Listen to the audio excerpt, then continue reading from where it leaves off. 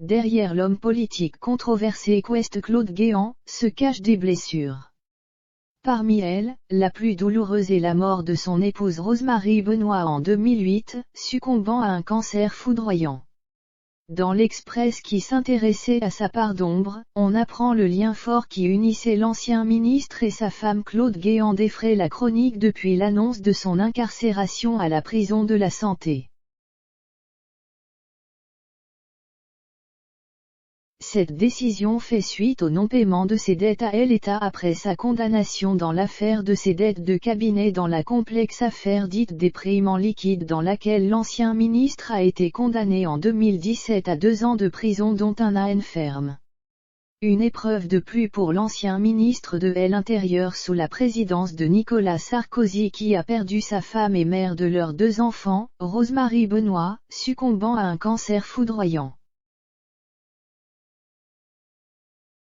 Dans l'Express en 2013, un long portrait était consacré à celui qui était alors placé en garde à vue dans l'affaire des frais de police, attendu au tournant d'autres dossiers judiciaires.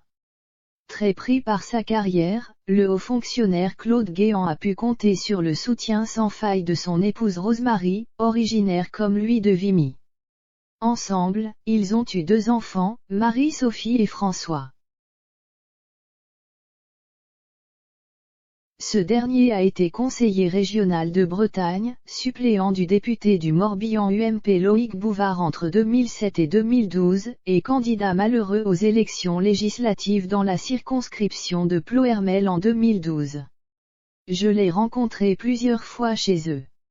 C'était son port d'attache. On parlait de tout devant elle. Il lui faisait une entière confiance, disait l'homme d'affaires controversé Ziad Taqiyouddine. Préfet, puis secrétaire général de la présidence de la République et ministre de l'Intérieur, l'ancien bras droit de Nicolas Sarkozy s'est concentré sur sa carrière professionnelle.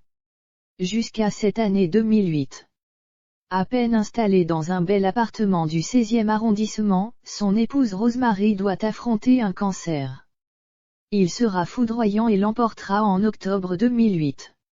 Le lendemain des obsèques, Claude Guéant réunit les membres de son équipe pour les remercier de leurs attentions.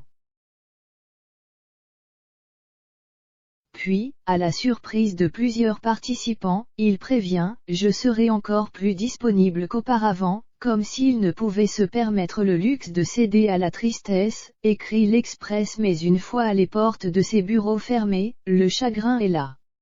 En privé, il était dévasté, a assuré un proche. Il doit se reconstruire sans elle, elle qui partageait toutes ses valeurs. C'était la gardienne de sa personnalité. Il ne faisait rien sans lui en parler. Du jour où elle est partie, il a dérivé, a ajouté cette même source.